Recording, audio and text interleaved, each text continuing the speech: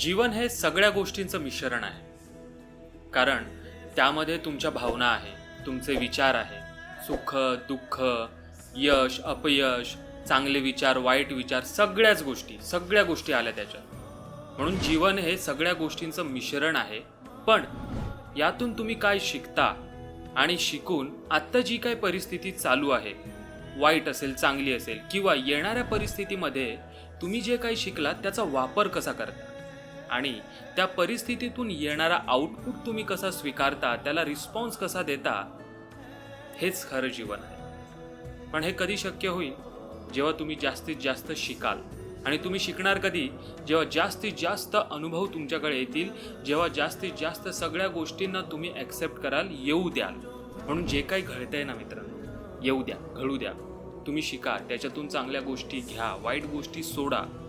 कारण कसं आहे, जीवनच असं आहे, दुःख सुख कमी जास्त. म्हणून शिकत राहा, जगत राहा, आनंदी राहा.